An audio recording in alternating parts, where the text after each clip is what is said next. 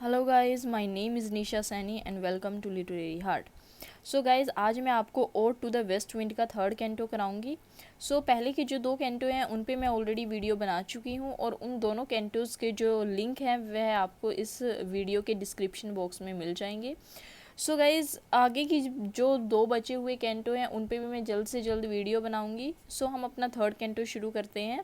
Third canto में है जो पोइट हैं पीबी शैले, वो क्या कह रहे हैं कि thou who didst waken from his summer dreams.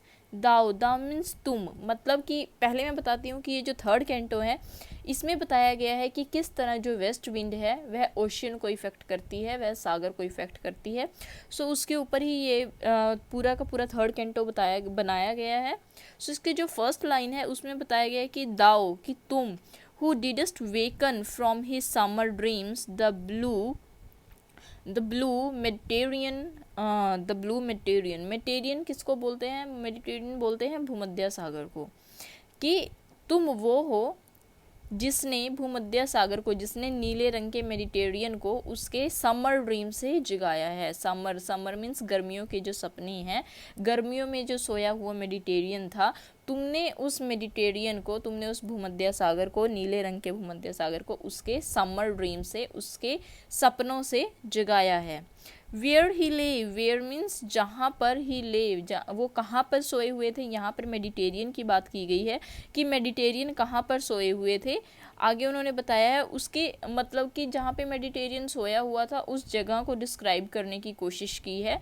तो आगे बताया गया है कि lulled by the coil of his crystalline stream. Lulled का मतलब होता है सुलाना। बाय द कॉयल बोलते हैं हम रैप्ड होना, मतलब कि वैसे कोयल का मतलब होता है कि अरेंज्ड इनटू सर्कल। कोई भी चीज़ होती है जब उसको हम सर्कल में अरेंज करते हैं उसको बोलते हैं कॉयल, या फिर इसका मतलब रैप्ड भी हो सकता है। कि lulled by the coil of his crystalline streams. Crystalline का मतलब होता है स्वच्छ, साफ। स्ट्रीम का मतलब होता है धारा।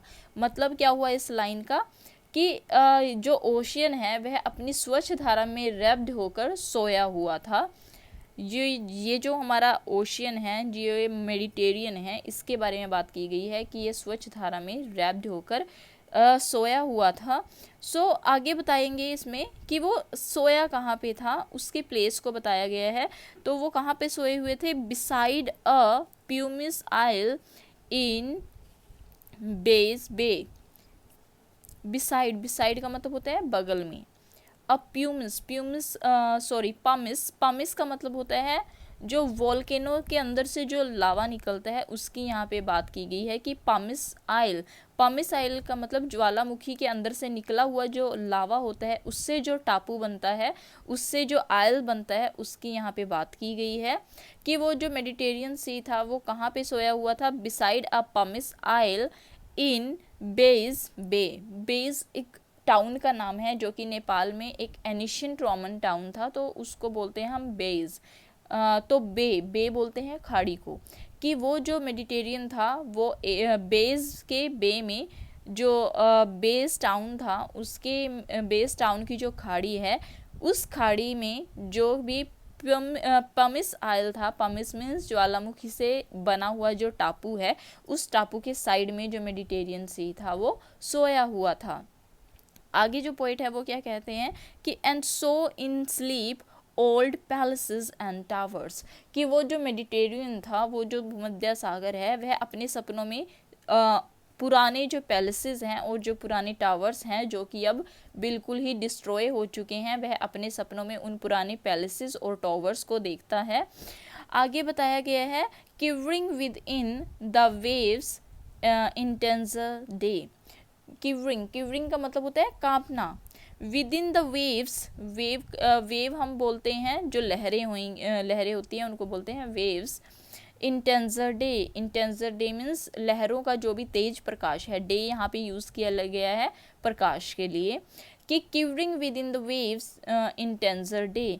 और वो जो बड़े और पुराने जो पैलेसेस थे और वो टावर थे, वह ऐसा लगता है कि जैसे वो जो लहरें हैं, लहरों का जो तेज है, लहरों का जो प्रकाश है, उनमें वो कांपते हुए नजर आते हैं। मतलब क्या हुआ कि मेडिटेरियन जो सोया हुआ था वह अपने सपनों में बड़े पैलेसेस को और टॉवर्स को देखता है, और वो टॉवर ऐसे लगते हैं पानी में डूबे हुए, पानी में डिस्ट्रॉय हुए, कि जैसे कि वो लहरों के तेज प्रकाश से कांप रहे हों, ऐसा देख के उनको लगता है। सो आगे जो पोइट हैं वो कह रहे हैं, all overgrown with azure moss and flowers।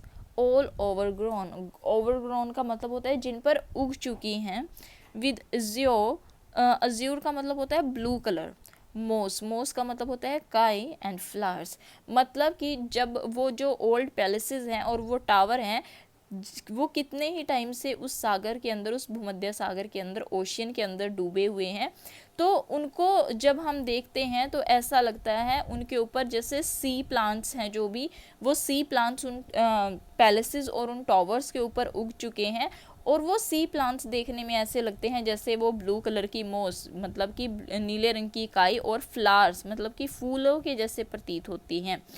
वो जो पैलेसेस हैं और जो टावर हैं, उनके ऊपर वो जो सी प्लांट्स उग चुके हैं, वो देखने में काई और फ्लावर्स के जैसे लगते हैं। आगे क्या है, so sweet the sense फेंट्स picturing them. So sweet मतलब क्या है कि वो जो प्लांट्स हैं वो देखने में इतने ज़्यादा ब्यूटीफुल लगते हैं। द सेंस फेंट्स पिक्चरिंग देम, कि हमारी जो सेंसेस हैं, फेंट्स, फेंट्स मीन्स मदहोश हो जाना या बेहोश हो जाना। पिक्चरिंग दैम, पिक्चरिंग दैम का मतलब क्या होता है कि वो जो सी प्लांट्स है, जब हम उनको देखकर उनकी पिक्चर अपने माइंड में बनाते हैं या उनके बारे में सोचते हैं, तो वो हमारी सेंसेस को फेंट कर देती हैं, मतलब कि वो एक बार के लिए हम मदहोश हो जाते हैं। वो यहाँ पर बात की गई है। आगे है कि दाओ, दाओ यहाँ पर यूज़ किया गया है वेस्ट विंड के लिए, कि तुम वो हो for whose path the Atlantic level powers cleave themselves into chasms।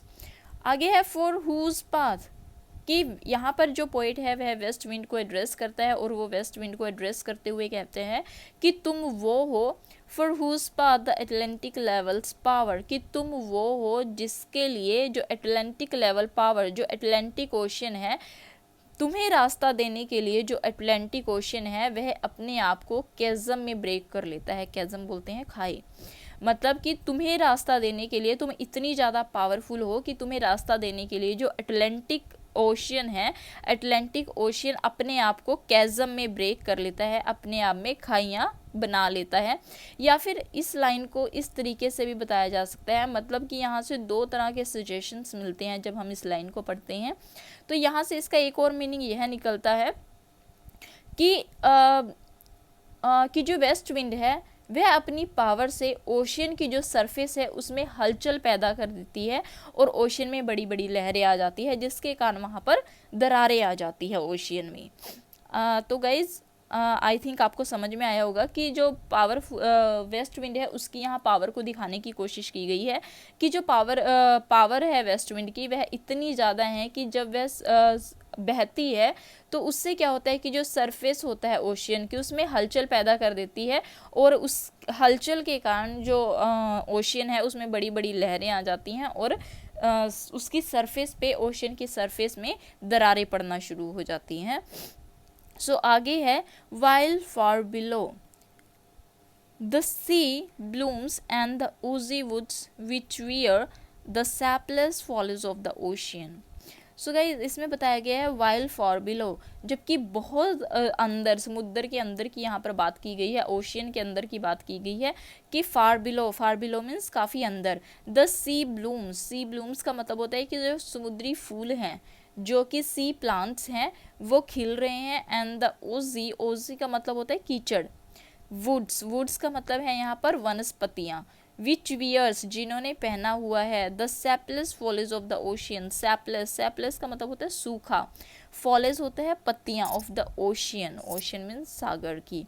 मतलब कि और कहीं अंदर जाकर समुद्र के अंदर जो वो मेडिटेरियन सी है उसके अंदर अगर हम देखें तो वहाँ पर जो सी प्लांट्स हैं वो उगे हुए हैं, और वहाँ अंदर नीचे कीचड़ में जो समुद्री वनस्पतियाँ हैं, ओशियन के अंदर जो वनस्पतियाँ लगी हुई हैं वो वनस्पतियाँ भी उगी हुई हैं। वो जो वनस्पतियाँ हैं वो कैसी हैं, सूखे पत्तों वाली वो वनस्पतियाँ उगी हुई हैं। मतलब कि सैपलेस फॉलेज का मतलब होता है सूखे पत्तों वाली, फॉलेज का मतलब हो गया पत्तियाँ और सैपलेस का मतलब हो गया सूखा। कि अंदर पानी के अंदर काफ़ी अंदर जो वनस्पतियां हैं वह सूखे पत्तों वाली वनस्पतियां और सी प्लांट्स हैं वो उगे हुए हैं। आगे बताया गया है कि know thy voice, know means जानकर, दाई मीन्स तुम्हारी, वॉइस मीन्स आवाज़। कि वो जो वनस्पतियां हैं जो समुद्र के अंदर या ओशियन के अंदर लगी हुई हैं, जब वह तुम्हारी आवाज़ को पहचान लेती हैं, तुम्हारी आवाज़ को जान लेती हैं, and suddenly grow grey with fear. And suddenly means अचानक वो ग्रे हो जाती हैं, विद फियर मीन्स डर के कारण। मतलब कि तुम्हारी आवाज़ को सुनकर वो जो वनस्पतियां हैं वो उनका कलर अचानक से टर्न हो जाता है, उनका कलर है जो वो ग्रे पड़ना शुरू हो जाता है। एंड ट्रैम्बल का मतलब होता है कांपना। एंड डिस्पॉयल दमसेल्व्स, डिस्पॉयल का मतलब होता है तोड़ना या फिर गिरना, themselves मीन्स अपने आप को। और वो जो वनस्पतियां हैं वो डर के मारे उनका जो रंग है वो ग्रे पड़ जाता है और वो कांपना शुरू कर देती हैं, और जब उनको डर शुरू होता है तुम्हारी आवाज़ सुनकर वो अपने आप को गिरा लेती हैं, या वो जो पत्तियां हैं वह टूट कर गिरना शुरू हो जाती हैं। आगे है ओ हियर। यहाँ पर जो पोएट है वह फिर से वेस्ट विंड को बताता है कि हे west wind listen to me. So guys ये हमारा थर्ड कैंटो था। थर्ड कैंटो में बेसिकली यही बताया गया है कि जो वेस्ट विंड है वह किस तरह ओशियन को इफेक्ट करती है, किस तरह वो अपनी पावर से जो ओशियन होता है उसकी सरफेस में बड़ी बड़ी लहरें लेकर आती है, जिसके कारण जो ओशियन है उसमें दरारें पड़ना शुरू हो जाती है, और किस तरह समुद्र के अंदर या ओशियन के अंदर लगे हुए जो सी प्लांट्स हैं या फिर जो वनस्पतियां हैं वह किस तरह से वेस्ट विंड की आवाज़ को सुनकर ट्रैम्बल करना शुरू कर देती हैं और अपनी पत्तियों को गिराना शुरू कर देती हैं। सो ये वेस्ट विंड की पावर को दिखाया गया है, कैसे वह ओशियन के ऊपर काम करती है। So guys this is all about third cantos. I hope you understand the third canto, and if you have any doubt you can ask me in the comment section below. And guys